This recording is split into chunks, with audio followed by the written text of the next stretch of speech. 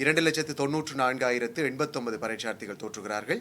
இந்த பரீட்சையோடு தொடர்புடைய விதத்திலே பிரத்யேக வகுப்புகள் கடந்த ஆகஸ்ட் மாதம் 5ஆம் தேதி நள்ளிரவு 12 முதல் முற்றாக தடை செய்யப்பட்டிருக்கின்றன. எந்த விதமான எந்த ஊடகத்திலான இந்த வகுப்புகளும் இதற்காக தடை செய்யப்பட்டிருக்கின்றன. விசேடமாக இந்த பரீட்சார்த்திகளை பொறுத்தளவிலே அவர்களுடைய சுற்றெண்களை கொண்ட வரவுடாப்பு மேற்பார்வையாளர்களுக்கு வழங்கப்பட்டிருக்கிறது. அந்த மேற்பார்வையாளர்கள் பரீட்சைக்கு தோற்றுகிற பரீட்சார்த்திகளிடத்திலே அவர்களுடைய கையொப்பங்களை பெற்றுக்கொள்வார்கள். பெற்றோர்களை பொறுத்தளவிலே பரீட்சார்த்திகளை பொறுத்தளவிலே நீங்கள் கையொப்பம் இடுகிற பொழுது உங்களுடைய பெயர் சரிதானா, உங்களுடைய பெயருக்கு நேரே நீங்கள் கையொப்பம் இடுகிறீர்களா என்பதை பார்த்து கையொப்பமிட வேண்டும் என்பது தொடர்பிலே நீங்கள் கூடிய கவனம் செலுத்துங்கள். பரீட்சைக்கு கிட்டத்தட்ட ஒரு மணித்தியாலத்துக்கு முன்பதாக மண்டபத்துக்கு சென்றுவிட்டால் பல பிரச்சனைகளை தவிர்த்துக் கொள்ளலாம் என நாங்கள் எதிர்பார்க்கிறோம். நாளைய நாள் காலை 9:30 மணிக்கு இந்த பரீட்சை ஆரம்பிக்க இருக்கிறது. முதலில் 2வது வினாப்பத்திரத்தை வழங்க இருக்கின்றோம். ஒரு மணித்தியாலம் 15 நிமிடங்களை கொண்டதான அந்த வினாப்பத்திரம். அதற்கு பிறகு 30 நிமிட இடைவெளிக்கு பின்னர் 11:15 மணியளவிலே முதலாவது வினாப்பத்திரம் ஒரு மணித்தியாலத்தை கொண்டதாக வழங்கப்பட இருக்கிறது. 12:15 மணி ஆகிற போது முழுமையாக இந்த பரீட்சை நிறைவுறுவதற்கான ஏற்பாடுகள் செய்யப்பட்டிருக்கின்றன. விசேடமாக பரீட்சார்த்திகள், பெற்றோர்கள், இதன்பால் அக்கறையுடைய தரப்பினர் இந்த பரீட்சார்த்திகளுடைய உள ஆரோக்கியம் தொடர்பாகவும் உடல் ஆரோக்கியம் தொடர்பாகவும் கூடிய கவனம் செலுத்த வேண்டியிருக்கிறது. பரீட்சார்த்திகள் நீங்கள் உங்களுக்கான வினாப்பத்திரங்கள் வழங்கப்பட்டதன் பின்னர் உங்களுடைய சரியான சுட்டெண்களை உங்களுடைய வினாப்பத்திரங்களிலே குறிப்பிடுவதிலே கூடிய கவனம் செலுத்துங்கள். அது தொடர்பாக பாடசாலைகள் உங்களுக்கு வலியுறுத்தி இருக்கும்.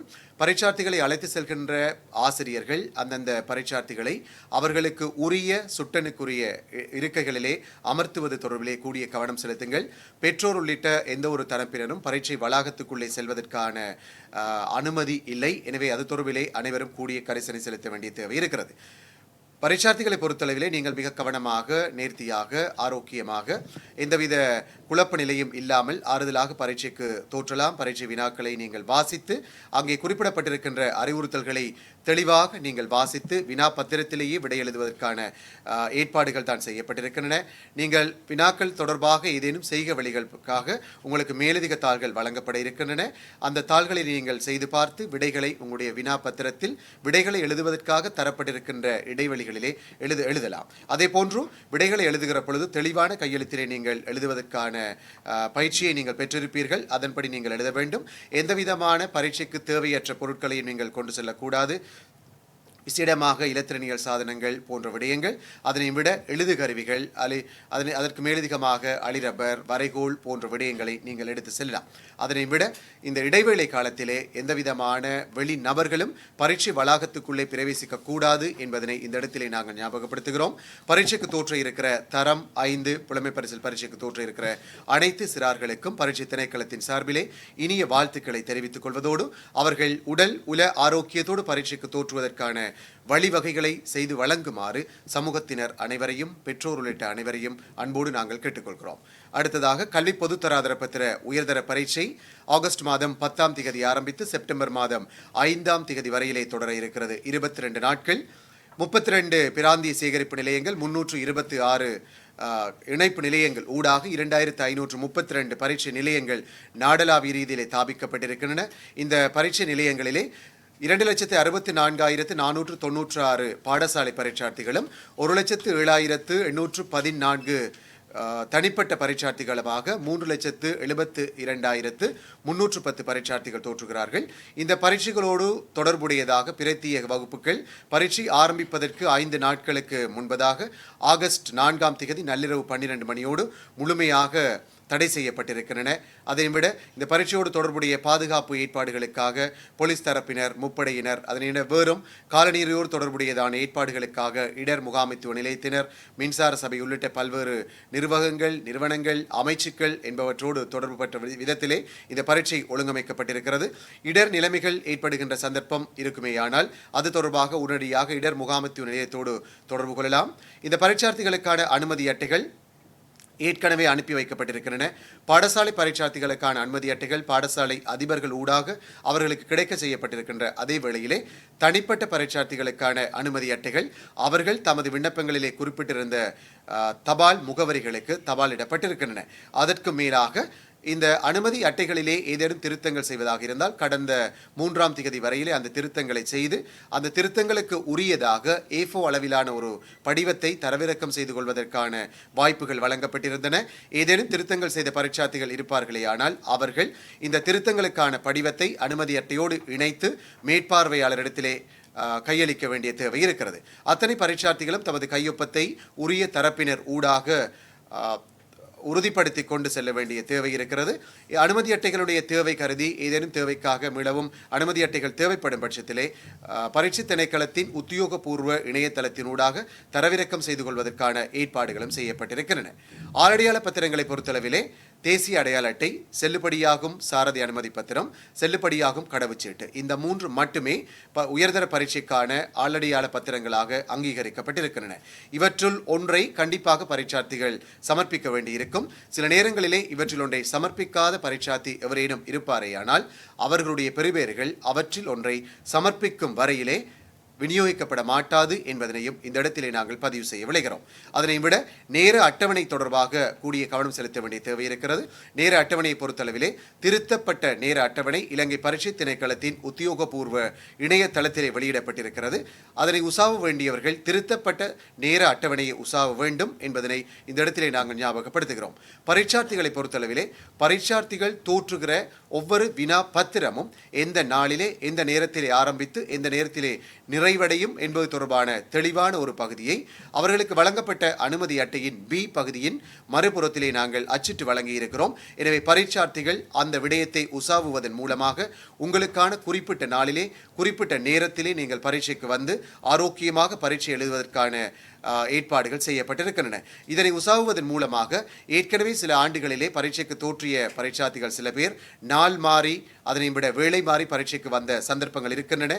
அதனை தவிர்த்து கொள்வதற்கு நேர அட்டவணையை சரியாக செம்மையாக உசாவி அதற்கேற்ற விதமாக நீங்கள் பரீட்சைக்கு தோற்ற வேண்டும் என்பதனை இந்த இடத்திலே நாங்கள் ஞாபகப்படுத்துகிறோம். விசேடமாக பரீட்சை மண்டபத்துக்கு ஆக குறைந்தது ஒரு மணித்தியாலத்துக்கு முன்பதாக நீங்கள் சென்று விடுவதன் மூலமாக ஒரு குழப்பமற்ற ஒரு அமைதியான மனநிலையோடு நீங்கள் பரீட்சைக்கு தோற்றுவதற்கு வாய்ப்பு இருக்கிறது. மேற்பார்வையாளர்களுக்கு நாங்கள் அறிவுறுத்தி இருக்கிறோம். அரை மணித்தியாலத்துக்கு முன்பதாக பரீட்சார்த்திகளை பரீட்சை மண்டபத்துக்குள்ளே அனுமதிக்க சொல்லியிருக்கிறோம். அந்த வகையிலே நீங்கள் அரை மணித்தியாலத்துக்கு முன்பதாக பரீட்சை மண்டபத்துக்கு உங்களுக்குரிய அறைக்குள்ளே உங்களுக்குரிய சுட்டன் இடப்பட்டிருக்கின்ற அந்த இருக்கையிலே அமர்ந்து அனுமதி அட்டைகளை முன்கூட்டியே கையொப்பம் பெற்றுக்கொள்வதன் மூலமாக ஆறுதலாக பரீட்சைக்கு தோற்றுவதற்கான ஏற்பாடுகள் செய்யப்பட்டிருக்கின்றன. விசேடமாக பரீட்சார்த்திகளை பொறுத்தளவிலே பரீட்சை மண்டபத்துக்கு கொண்டு செல்லக்கூடாததான எந்தவிதமான ஒரு பொருளையும் நீங்கள் கொண்டு செல்லக்கூடாது. நீங்கள் பரீட்சைக்காக கொண்டு செல்வதற்காக அனுமதிக்கப்பட்டிருக்கின்ற எழுது கருவிகள் உள்ளிட்ட பொருட்களை தவிர வேறு எந்த ஒரு இலத்திரனியல் சாதனத்தையோ அது செல்லிட தொலைபேசியாக இருக்கலாம், ஸ்மார்ட் கடிகாரங்களாக இருக்கலாம், வேறும் ப்ளூடூத் போன்ற சாதனங்களாக இருக்கலாம், வேறும் இலத்திரனியல் சாதனங்களாக இருக்கலாம். இவற்றுள் எதனையோ எதுவித குறிப்பையோ நீங்கள் பரீட்சை மண்டபத்துக்குள்ளே எடுத்து செல்லக்கூடாது. அவ்வாறு எடுத்து செல்வது 1968ஆம் ஆண்டின் 25ஆம் இலக்க பொது பரீட்சைகள் சட்டத்தின் அடிப்படையிலே தண்டனைக்குரிய குற்றமாக பார்க்கப்படுகிறது. கடந்த வருடங்களில் கூட இவ்வாறான குற்றச் செயல்களில் ஈடுபட்ட பரீட்சார்த்திகள் கணிசமான எண்ணிக்கையினுடைய பெறுபேறுகளை நாங்கள் நிறுத்தி வைத்திருக்கிறோம். சிலருடைய பெறுபேறுகள் ரத்து செய்யப்பட்டிருக்கின்றன. இது உயர்தர பரீட்சையை பொறுத்தளவிலே பரீட்சார்த்திகளுடைய மாணவருடைய வாழ்க்கையை தீர்மானிக்கின்ற பரீட்சை என்ற விதத்திலே அது பாரதூரமான வாழ்க்கை பிரச்சனையை உங்களுக்கு உண்டு பண்ணக்கூடியதாக இருக்கும் என்பதனாலே இது தொடர்பிலே நீங்கள் கூடிய கவனம் செலுத்த வேண்டிய தேவை இருக்கிறது.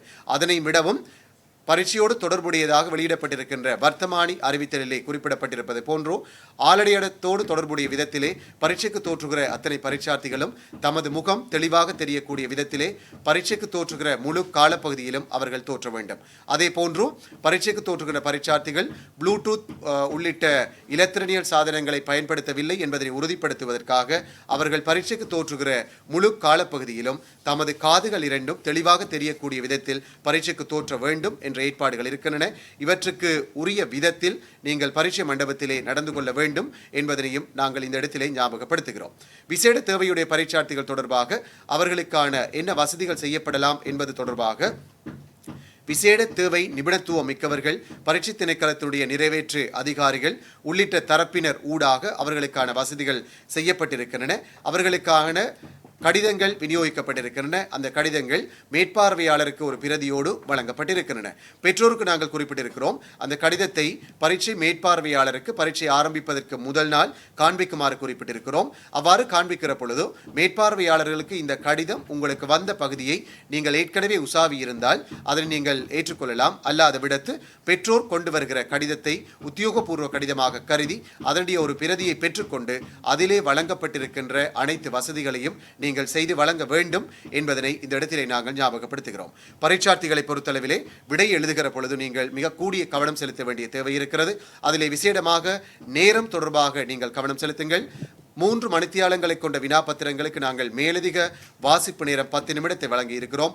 இந்த மேலதிக வாசிப்பு நேரத்திலே நாம் எதிர்பார்ப்பது பரீட்சார்த்திகள் ஒரு மன அமைதியை பெற்றுக்கொள்வதற்கான ஒரு நேரமாகவும் வினாக்களை அமைதியாக வாசித்து தாம் வெற்றிகரமாக விடையெழுதக்கூடிய வினாக்களை தெரிவு செய்து கொள்வதற்கும், அவ்வாறு தெரிவு செய்து கொண்ட வினாக்களிலே மிக திருப்தியாக விடையெழுதக்கூடிய வினாக்களை ஒழுங்கமைத்துக் கொள்வதற்கும், அந்த வினாக்களுக்கான விடைகளை படிப்படியாக ஒழுங்கமைத்துக் கொள்வதற்கும் பயன்படுத்த வேண்டும் என்று நாம் எதிர்பார்க்கிறோம். எனவே உயர்தர பரீட்சை வாழ்க்கையை தீர்மானிக்கின்றதான பரீட்சை என்ற விதத்திலே இந்த வாசிப்பு நேரத்தை நீங்கள் முழுமையாக பயன்படுத்தி அதன் ஊடாக பெற்றுக்கொள்ள வேண்டியதாக எதிர்பார்க்கப்படுகின்ற பயன்களை நீங்கள் பெற்றுக்கொள்ள வேண்டும் என்று நாங்கள் எதிர்பார்க்கிறோம். விசேடமாக பரீட்சார்த்திகள் நீங்கள் விடைத்தாள்களிலே உங்களுடைய வினா எண்களை தெளிவாக குறிப்பிட வேண்டும். அதே போன்றோ வினா எண்களுடைய பகுதிகள், பக்க எண்கள் என்பவற்றை நீங்கள் தெளிவாக குறிப்பிட வேண்டும்.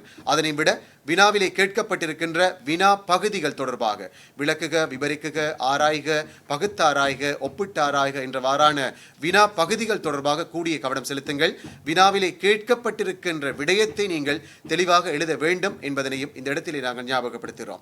சில நேரங்களிலே பரீட்சை ஆணையாளர் நாயகுக்கு சில பரீட்சார்த்திகள் எழுதுவார்கள், நாங்கள் இந்த வினாவுக்கு நிறைய பக்கங்களில் விடை எழுதியிருந்தோம், இருந்தாலும் கூட உரிய புள்ளிகள் எனக்கு வழங்கப்படவில்லை என சந்தேகப்படுகிறேன், ஏனென்றால் நான் எதிர்பார்த்த பெறுபேறு கிடைக்கவில்லை என்று குறிப்பிடுவார்கள். அவ்வாறான சந்தர்ப்பங்களிலே நாம் கவனத்திற்கொள்வது புள்ளி வழங்கல் திட்டத்துக்கு அமைவாக பரீட்சார்த்திகள் வழங்கி இருக்கிற புள்ளிகள் தான் அவர்களுக்கு கிடைக்கும். எனவே அது தொடர்பிலே நீங்கள் கூடிய கவனம் செலுத்த வேண்டியிருக்கும்.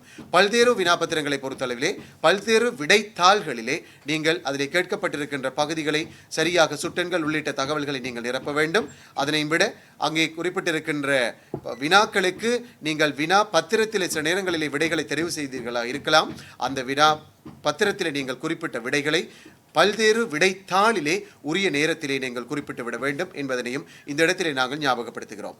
வினாப்பத்திரங்களுக்காக விடையளிப்பதற்கு வழங்கப்பட்டிருக்கிற நேரம் தொடர்பாக அரை மணித்தியாலத்துக்கு முன்பதாக, 15 நிமிடங்களுக்கு முன்பதாக, 5 நிமிடங்களுக்கு முன்பதாக என 3 தடவை மேற்பார்வையாளர்கள் ஊடாக நேரம் தொடர்பாக ஒரு ஞாபகமூட்டலை வழங்க சொல்லியிருக்கிறோம். அவற்றுள்ளே இந்த நேரம் தொடர்பான அறிவுறுத்தல் உங்களுக்கு கிடைக்கிற பொழுதும் நீங்கள் விடைத்தாள்களை வழங்குவதற்கான தரத்தை கொண்டதாக, தகுதியை கொண்டதாக, ஏற்பாட்டை கொண்டதாக அந்த விடைத்தாள்களை நீங்கள் தயார் நிலையிலே வைத்துக் கொள்ள வேண்டும். விசேடமாக இந்த கடைசி அறிவுறுத்தல் 5 நிமிடங்களுக்கு முன்பதாக வழங்கப்படுகிற பொழுது விடைத்தாள்கள் பக்க ஒழுங்கின் அடிப்படையிலே அவை ஒழுங்குபடுத்தப்பட்டதாக இருக்க வேண்டும். அவ்வாறு நீங்கள் ஒழுங்குபடுத்தி கட்டி தயார் நிலையிலே வைப்பதன் மூலமாக வினாப்பத்திரத்தின் விடைத்தாளின் பகுதிகளை நீங்கள் தவறவிடாமல் எல்லா பகுதிகளையும் பக்க ஒழுங்கின் அடிப்படையிலே கையளிப்பதற்கு அது வாய்ப்பாக இருக்கும். இதில் விசேடமாக கவனம் செலுத்த வேண்டிய ஒரு விடயம்தான் இந்த கட்டமைப்பு வினாத்தாள்கள் தொடர்பானது. கட்டமைப்பு வினாத்தாள்களிலே அவற்றுக்கான விடைகள் அவ்வினாப்பத்திரத்திலேயே எழுதுவதற்கான ஏற்பாடுகள் செய்யப்பட்டிருக்கின்றன. அதற்கான இடம் அங்கே வழங்கப்பட்டிருக்கிறது. அந்த இடம் அந்த வினாவுக்கு விடை எழுதுவதற்கு போதுமானதாக தரப்பட்டிருக்கிறது. எனவே அவ்வாறான கட்டமைப்பு வினாப்பத்திரங்களுக்கு விடை எழுதுகிற பொழுதோ அங்கே தரப்பட்டிருக்கின்ற இடத்தில் நீங்கள் எழுதுகிற விடை போதுமானதாக இருக்கும். இந்த கட்டமைப்பு விடைத்தாள்களை பொறுத்தளவிலே மிக முக்கியமாக நீங்கள் கவனம் செலுத்த வேண்டியது இவை தவறுதலாக நீங்கள் வீட்டிற்கு எடுத்து சென்று விடாத விதத்திலே கையளிக்கும் விதமாக விடையளிக்கும் புத்தகங்கள் ஆன்சர் புக்கு அவற்றிற்கு முன் பக்கமாக வைத்து இவற்றை நீங்கள் கட்டி கையளிப்பதன் மூலமாக அவை தவறவிடப்படுவதனை தவிர்த்துக் கொள்வதற்கு அது வாய்ப்பாக இருக்கும். விசேடமாக பரீட்சார்த்திகளை பொறுத்தளவிலே உயர்தர பரீட்சைக்கு நீங்கள் உரிய நேரத்துக்கு பரீட்சை மண்டபத்துக்கு வருவதன் மூலமாக உடல் உல ஆரோக்கியமாக நீங்கள் பரீட்சை எழுதுவதற்கான ஒரு சூழலை நீங்கள் ஏற்படுத்திக் கொள்ளலாம். பெற்றோருக்கான செய்தி என்ற வகையிலே பரீட்சார்த்திகளை இது அவர்களுடைய வாழ்க்கையை தீர்மானிக்கின்றதான பரீட்சை என்ற விதத்திலே முக்கியத்துவம் பெறுகிறது. விசேடமாக ஒரு தெரிவு பரீட்சையாக, போட்டி பரீட்சையாக, உயர் கல்விக்கான அடிப்படை தகமையை, தொழிற் தகமைக்கான ஒரு அடிப்படை தகமையை வழங்குகிற பரீட்சை என்ற விதத்திலே பல்வேறு பரிமாணங்களிலே ஒரு முக்கியத்துவம் பெறுகின்ற பரீட்சை என்பதனாலே இந்த பரீட்சைகள் இரண்டுக்கும் தோற்றுகிற பரீட்சார்த்திகளை உடல் உல ஆரோக்கியத்தோடு நீங்கள் அனுப்பி வைக்க வேண்டும் என்பதை இந்த இடத்திலே நாங்கள் ஞாபகப்படுத்துகிறோம். அதனை விட காலநிலை தொடர்பாக விசேட கவனம் செலுத்துங்கள். உங்கள் பிரதேசத்திலே நிலவுகிற காலநிலையோடு தொடர்பட்ட விதத்திலே உரிய நேரத்துக்கு பரீட்சார்த்திகளை அனுப்பி வைப்பது தொடர்பாகவும், எந்தவித விபத்துக்களிலும் பரீட்சார்த்திகள் முகம் கொடுக்காத விதத்திலும் அவர்களை பாதுகாப்பாக நீங்கள் வைத்துக் கொள்ளுங்கள். பல அறிவுறுத்தல்களை வழங்கி இருக்கிறோம். அவர்களுக்கு பெற்றோர் உள்ளிட்ட சமூகத்தினருக்கும் வழங்கி இருக்கின்றோம். இந்த பரீட்சார்த்திகள் அறிவுறுத்தல்களை முறையாக பின்பற்றி எந்தவிதமான பரீட்சை முறைகேட்டிலும் ஈடுபடாத விதத்திலே பரீட்சைக்கு தோற்றுவதற்கான வழிவகைகளை பெற்றோர் சமூகத்தினர் நீங்கள் செய்து வழங்க வேண்டும். விசேடமாக உணவு விடயங்கள் தொடர்பிலும் கூடிய கரிசனை செலுத்துங்கள். பரீட்சைக்கு செல்கிற நாட்களிலே அந்த பரீட்சார்த்திகளுக்கு கொடுக்கின்ற உணவுகள் தொடர்பிலே நீங்கள் மிக கவனம் செலுத்த வேண்டி இருக்கிறது. ஏனென்றால் அவை பரீட்சைக்கு வெற்றிகரமாக விடை எழுதுகின்ற ஒரு நிலைமையை அவை தவிர்த்துக் கொள்வதற்கான நிலைமையை ஏற்படுத்தலாம். எனவே இது தொடர்பில் நீங்கள் கூடிய கவனம் செலுத்துங்கள். சமூக ரீதியாக இந்த தேசிய மட்ட பரீட்சைகளுக்கு தோற்றுகிற பரீட்சார்த்திகளுக்கு நாம் அனைவரும் உதவிகளை வழங்க வேண்டிய தேவை இருக்கிறது. விசேடமாக போக்குவரத்து தொடர்பான ஏற்பாடுகள் செய்யப்பட்டிருக்கின்றன. எவரேனும் பரீட்சார்த்தி பரீட்சை மண்டபத்துக்கு செல்வது தொடர்பிலே ஏதேனும் இடர் நிலைமையை எதிர்நோக்குவாராக இருந்தால் சமூக அங்கீகாரத்தோடு அக்கறையோடு நீங்கள் அவர்களுக்கு உதவலாம். அதே போன்று எந்தவிதமான இடையூறுகளும் இன்றி பரீட்சார்த்திகள் பரீட்சைக்கு தோற்றுவதற்கான சூழ்நிலையை நீங்கள் ஏற்படுத்தி கொடுக்க வேண்டியிருக்கும்.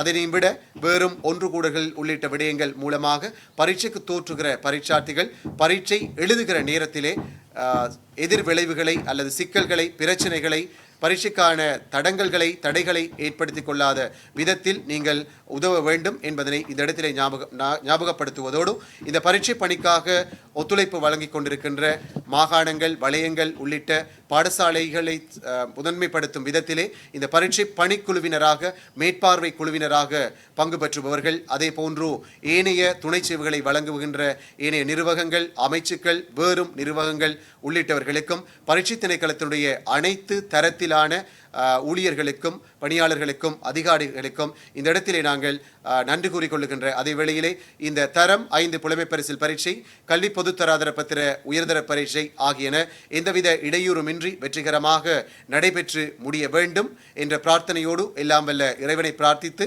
பரீட்சைக்கு தோற்ற இருக்கிற அத்தனை பரீட்சார்த்திகளுக்கும் வெற்றிகரமாக நீங்கள் பரீட்சைக்கு முகம் கொடுத்து வெற்றிகரமான பெறுபேறுகளை பெற்றுக்கொள்ள வேண்டும் என்று வாழ்த்தி விடை கொள்கிறோம். நன்றி, வாழ்த்து. மேலதிக செய்திகளுக்காக எமது யூடியூப் தளத்தை சப்ஸ்கிரைப் செய்யுங்கள்.